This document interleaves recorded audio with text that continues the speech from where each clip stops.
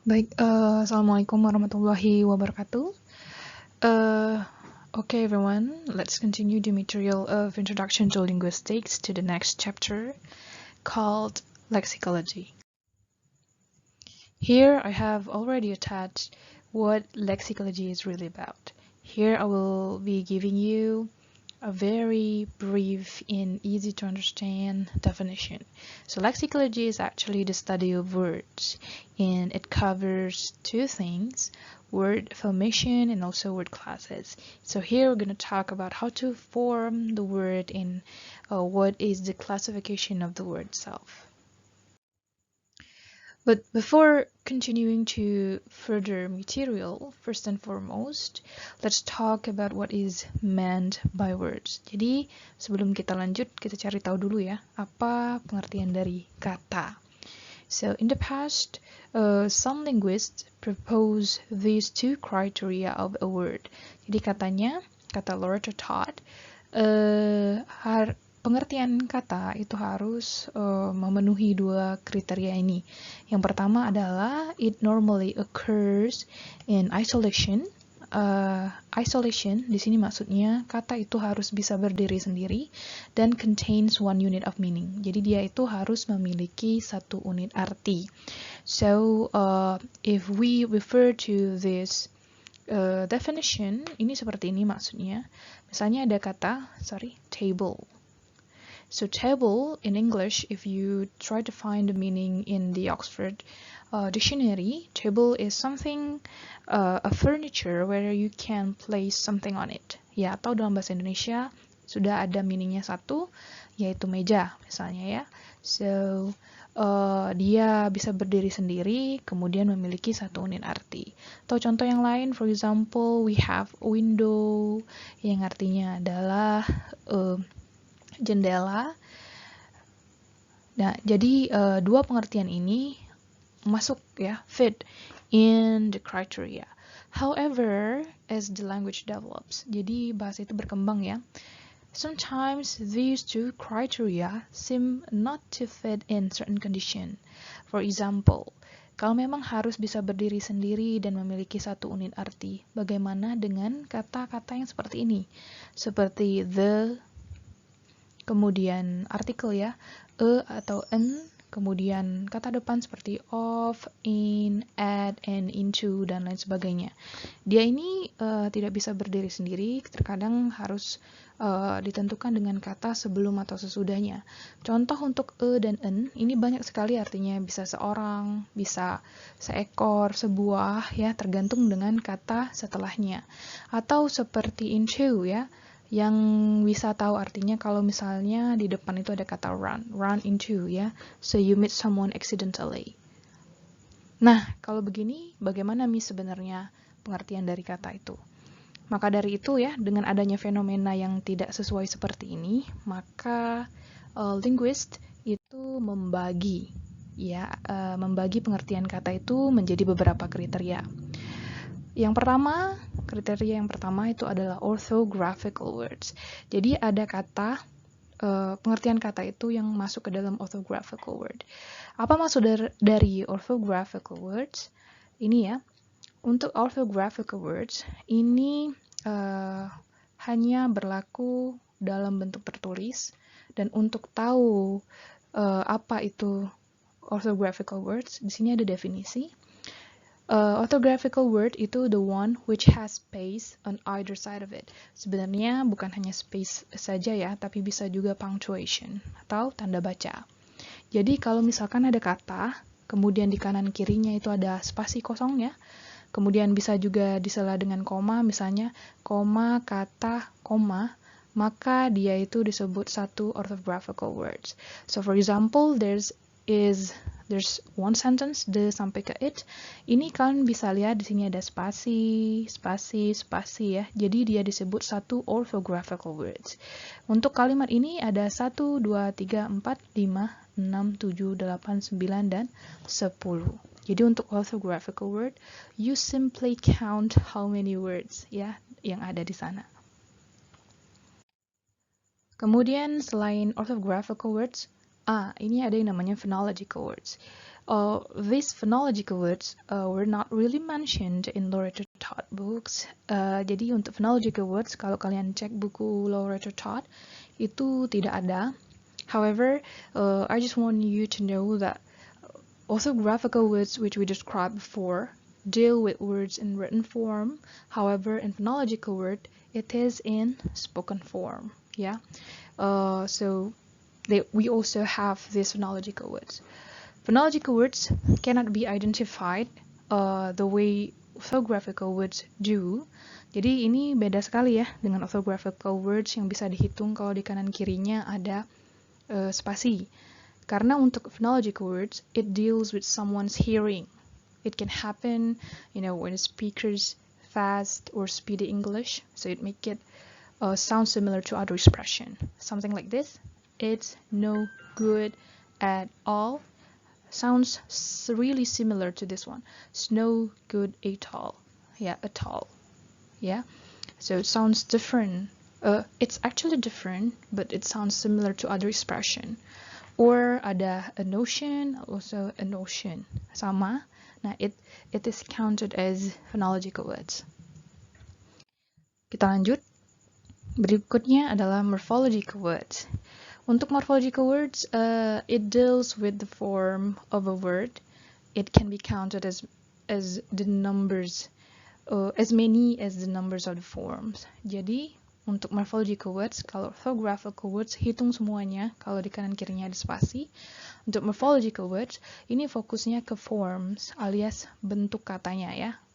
Tidak peduli meaningnya sama atau tidak, yang penting formsnya ada berapa, yang dihitung adalah formsnya. Next, di sini ada contoh, example. Jadi kalian bisa lihat di sini ada student and students. Ini artinya sama ya, sama-sama siswa, mahasiswa, pelajar. Namun yang membedakan adalah di sini tidak ada s, yang ini ada s. Yang mana it implies that it's actually in singular form and this one is in plural form. Kalau ditanya untuk kata students ada berapa morphological words, kalian lihat bentuk atau perubahan yang bisa terjadi di kata itu. Ya, jadi di sini bisa singular, bisa plural. Atau contoh yang lain, it deals with verb, kata kerja. Jadi for example, sing misalnya ya. Sing ini misalnya ada tes nanti atau ujian, quiz atau final exam. Misalkan ada berapa morphological words untuk kata sing. Jadi kalian bisa hitung sing ini satu, kemudian ada bentuk presentnya untuk orang ketiga tunggal, sings. Kemudian ada bentuk past, bentuk past participle, and also ada bentuk present participle alias bentuk ing. Jadi bisa kalian hitung 1, 2, 3, 4, 5. Jadi untuk sing, it has 5 morphological words because it has 5 forms. Okay. Nah, berikutnya adalah lexical words. This kind of words will, automatically be figured out when you find morphological words. Jadi kalau kalian tadi sudah tahu kriteria tentang morphological words, at the same time kalian juga bisa menghitung ada berapa lexical words-nya. Ya, karena lexical words ini no matter how many forms a word has, since if it has one meaning, the same meaning, it is called word. It can be considered that the word has only one lexical words karena yang di refer adalah meaningnya bukan formnya. Contoh di sini ada have, has, had, and having. Kalau dia sama-sama memiliki arti misalnya punya, ini bisa dikatakan bahwa untuk 4 ini, untuk have, dia memiliki 4 morphological words karena karena fokusnya ke form, dan 1 lexical word. Ini maksudnya meaningnya sama, ini punya, dan punya. Oke, selanjutnya ini ada semantic words. Untuk semantic words ini agak mirip dengan lexical words karena mereka sama-sama bahas tentang meaning. Namun untuk semantic words, syaratnya kata itu harus identical namun berbeda dalam arti. Ya, jadi katanya itu harus sama namun memiliki arti yang berbeda. Dan khusus untuk semantic words ini yang kalian hitung adalah meaningnya ya. Contoh di sini ada book as a noun and also book as a verb. Untuk book as a noun ini artinya buku. Kemudian untuk book as a verb ini like booking a restaurant, booking a hotel, memesan artinya ya. Jadi untuk kata book ini dia memiliki dua semantic words.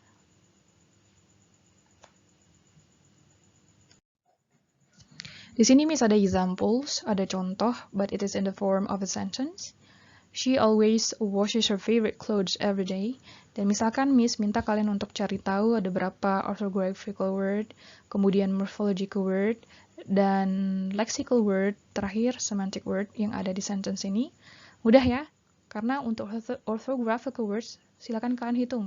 She always washes her 4, 5, 6, 7. Jadi untuk orthographical word itu ada 7 kata. Kemudian untuk morphological words, kalian tidak bisa langsung hitung semuanya. Jadi kalian cari kata yang bisa ada banyak bentuk. Contoh, kalau she nggak ada ya, she's bentuk jamaknya no. Begitupun always. Nah, yang ada adalah washes. Washes ini ada bentuk lainnya, misalnya wash. Kemudian bentuk pasnya ada washed. Kemudian bentuk ing-nya yaitu washing. So in morphological words, khusus untuk kata wash, dia memiliki 4 morphological words ya. Selain wash ini misalkan ada juga clothes. Misalkan clothes ini selain clothes ini ada clothing. Mungkin ada juga bentuk singularnya mungkin clothes. So it means that untuk kata clothes ini memiliki 3 morphological words. Dan seperti yang Miss bilang tadi, kalau kalian sudah tahu bentuk morphological words-nya, at the same time you will be finding out or figuring out ada berapa lexical words-nya. Khusus untuk kata wash, cuma 1 lexical word, meaning-nya sama-sama nyuci. Begitupun clothes, itu 1 lexical word pun. Begitu juga maksudnya ya. Kemudian untuk semantic words, tidak ada, atau kalian bisa cari tahu apakah ada kata-kata di sini yang memiliki arti berbeda. Bisa kalian hitung ada berapa meaning-nya, bukan form-nya. Oke, ini ada contoh lain. Maybe you can try figuring out how many orthographical words, morphological words, lexical and semantic words you can practice at home. Okay, after knowing the meaning of words, let's talk about the word formation. Ya, jadi kita bahas tentang word formation. Jadi untuk word formation ini, we're no longer talking about an isolation word which can stand alone. Rather, we will compound the existing ones. Ya, bagaimana caranya? Jadi untuk compounding itu, we join two words together to form new one. Nah, ini ada contohnya. Misalnya ada noun, ada kata dalam bentuk noun, kemudian ditambah dengan noun lagi. It's like farm, yard, girlfriend, and I'm sure you can find others later. Bentuk yang lain seperti noun and verb, brainwash, babysit, ya. Contoh lain, adjective plus noun like Bluetooth and whiteboard. And whiteboard, it's literally the board which is white, but for Bluetooth, it's not the tooth which is blue, yeah. So it has different meaning. Next, adjective plus verb. Highlight, widespread, and verb plus noun like scarecrow and crybaby. Verb plus adverb, throwback and drive-through, and adverb plus verb, onset and downfall. And for your information, sometimes you will find the word combination with hyphen in between them. Jadi kadang-kadang ada kata ya, di mana ada kata, kemudian di tengah-tengahnya ada hyphen, tanda strip seperti ini ya. Nah, hyphen is used if it is a new formed word. Kalau kata itu baru saja dibentuk dan orang belum terlalu familiar. Namun kalau sudah familiar itu bisa di-drop, bisa dihilangkan. Ya, misalkan untuk onset ini bisa juga on dan set, but it is actually combination yang sudah familiar, jadi dihilangkan hyphen-nya. Contoh yang lain misalkan well known, ya, so well strip known. But if everyone in the world has already been familiar with this word, yang hyphen ini bisa kalian hapus. Contoh yang belum familiar itu like get together. Jadi get together ini adalah kondisi di mana misalkan karyawan itu sudah pulang kerja kemudian mereka ramai-ramai misalnya ke restoran untuk makan. Nah, itu disebut get together. Misalnya we are gathering to have a get together with misalnya the director. So you cannot really drop the hyphen because people now are not really familiar with this kind of expression or word combination. Jadi harus ada hyphen. Kalau ada hyphen, orang akan berpikir bahwa ini bukan sebenarnya get together tapi sebuah istilah. Kita lanjut coinages. So, jadi word formation bisa juga melalui beberapa proses ya. Selain compounding yang tadi, misalnya noun-noun, noun-verb. Nah, di sini kita juga punya proses pembentukan kata yang disebut coinages. Coinages ini adalah trade names alias merek dagang ya. Namun di sini bukan sembarang merek dagang. Biasanya merek dagang yang duluan populer. Nah, berhubung dia duluan populer, jadi untuk produk-produk yang sama dengan label berbeda, itu biasanya menggunakan trade names yang lebih dulu terkenal itu. Contoh, misalnya, I'm going to take some aspirins. Aspirins ini sebenarnya adalah merek obat sakit kepala ya, yang pertama kali terkenal, kemudian orang-orang mulai memanggil atau address obat sakit kepala lainnya itu dengan aspirins. Atau misalkan di dalam ranah bahasa Indonesia itu ada yang namanya aqua ya, untuk air mineral. Ya, jadi misalnya tolong belikan dulu Miss Aqua. Sometimes it is not aqua which comes to me ya. Kadang-kadang ada alpha aira because aqua represents mineral water. Atau misalkan Rinso untuk deterjen ya, atau Pepsodent untuk pasta gigi, something like that. Jadi yang duluan terkenal itu akan terus digunakan untuk represent certain trade names, ya. Ini ada contoh lain yaitu she plays frisbee. Frisbee itu adalah toy yang berbentuk oval itu yang dilempar, kemudian dogs-nya try to take it or catch it dan dikembalikan lagi ke owner-nya. Nah, dulu awal sekali dari choice itu pelopornya adalah frisbee ya namanya. Kemudian from now on untuk seluruh permainan yang melibatkan dogs dan dilempar dikembalikan lagi itu disebut frisbee. Selain coinages, we also have back formation. So back formation adalah pembentukan kata baru berdasarkan penggunaan analogi dari kata-kata yang sudah pernah ada. Contoh di sini ada kata babysitter, bartender, commentator, dan donation. 4 kata ini adalah yang duluan muncul dalam kamus bahasa Inggris ya. Jadi babysitter, bartender, commentator, and donation. Namun berhubung kita sudah ada ilmu ya, bahwa misalkan ada kata drive, ER ini adalah untuk represents bahwa ini adalah orangnya ya, pelakunya. Setelah ER-nya hilang, kita akan dapat kata kerja. Benar nggak? Driver, the one who drives. Ya. Nah, ketika ketemu kata babysitter, nya kita hapus ya, kita bisa ketemu verb babysit. Sejak saat itu, kata kerja babysit muncul. Begitupun untuk bartender, ya, sama seperti driver ini. Jadi kalau dihapus ER-nya kita akan dapat verb bartend. Begitupun komentator ya, kita hilangkan OR-nya, kita bisa mendapatkan commentate. Begitupun donation, dapatlah kata kerja donate. Atau contoh lain misalkan ya, kalau kalian sudah tahu misalnya injection, ion dihapus maka akan dapat kata kerja verb. Begitupun complication akan mendapatkan kata kerja complicate. Selain itu, kita juga punya blends. Blends ini juga sangat familiar di dalam bahasa Indonesia, di mana kita menggabungkan sebagian kata dengan sebagian kata lainnya. Ya, contoh di sini brunch.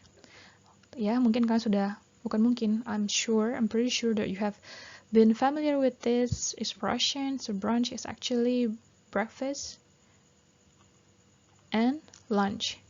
Jadi misalnya I'm going to have brunch, it means that take your brunch in the middle of mungkin di sekitar jam 10 ya, karena sudah lewat waktu sarapan, namun belum datang juga waktu makan siang. Begitupun ya, di sini ada emoticon ya. Ini merupakan sebagian dari emotion dan sebagiannya lagi adalah icon. Jadi icon yang mewakili emotion kalian. Berikutnya adalah email. Ya, email ini sudah ada yang langsung email, namun merupakan gabungan dari elektronik dan mail. Dalam bahasa Indonesia ini ada juga, yaitu surel atau surat elektronik. Kemudian adalah Singlish. Ada Singlish. Ini adalah Singaporean or Singapore English. Yes, Singaporean itu biasanya ada kata lah ya di ujungnya, misalnya I don't know lah. So it's English but sometimes spoken by people coming from Singapore. Next, after blends we have acronyms. Untuk proses ini mudah sekali ya, kalian tinggal mengambil huruf awal dari kata, dan biasanya ini untuk akronim dari organisasi terkenal. Contohnya ya NASA. NASA ini ada kepanjangannya ya, N apa, A apa, S apa. Namun orang tidak membacanya NASA but NASA. Ya, jadi it's as if it is actually a word but in fact it's actually initial word combined. Next is UNICEF ya. Nah, untuk radar, I thought in the very first time finding or figuring out this word, ini adalah kata benar-benar satu ya. Turns out, ternyata ini ada kepanjangannya. Jadi radio detection and ranging. Begitupun di scuba ya, seperti in scuba diving. Ternyata self-contained underwater breathing apparatus. Khusus untuk word classes, I'm not going to explain everything because it will overlap to the materials you gain in advanced English grammar. So I will just skip it from nouns until exclamations. Okay, thank you. I think that's all for today's video. Thank you for watching and see you in the next video. Assalamualaikum warahmatullahi wabarakatuh.